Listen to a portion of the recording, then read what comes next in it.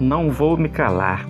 É impressionante como as pessoas sem Deus querem calar o povo de Deus. Essas pessoas não querem saber de coisas espirituais e, para piorar, querem influenciar os outros para que achem que os cristãos são otários, quadrados, essas coisas.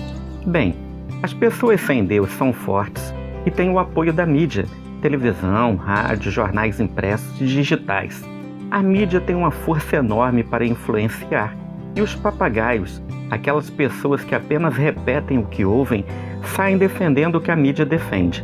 Coisa triste, não? Ainda pensando sobre a mídia, você já reparou como ela tem divulgado e até mesmo ensinado valores contrários à Bíblia, a palavra de Deus?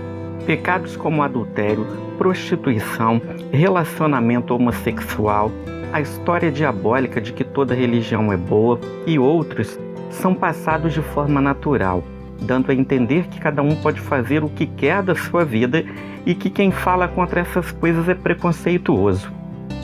Se a mídia estivesse com a razão, Deus seria preconceituoso, já que ele não aceita o pecado. Eu lhe pergunto, Deus é preconceituoso? A mídia tem sido um grande veículo usado pelo diabo para propagar ideias que afastam as pessoas de Deus e que trazem sérios prejuízos à vida daqueles que entram por esses caminhos, sendo o pior deles a condenação ao inferno. Diante desse quadro, muitos cristãos têm se calado, guardam a sua fé, não a divulgam, ficam com medo de abrir a boca e confrontar todos esses ensinamentos podres com o que Deus diz através da Bíblia. Querido, isso não pode acontecer. Você vai ficar lá? Eu não vou. Que fiquem chateados os de longe e aqueles que são meus amigos e vivem próximos de mim, mas eu não vou ficar calado. Cristão não está no mundo para frequentar reuniões da igreja.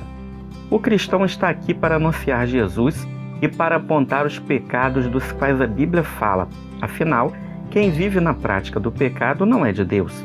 Fico triste quando vejo cristãos que aparecem em programas seculares e não têm coragem para discordar de algumas colocações ridículas feitas pelos apresentadores de tais programas. Pedro e João não ficariam calados. Em Atos 3, Pedro e João curam um coxo em nome de Jesus. Depois dessa cura, Pedro discursa no templo, falando do nome de Jesus e chamando o povo ao arrependimento e à conversão para que pudessem ter seus pecados cancelados. Por causa disso, Pedro e João foram presos.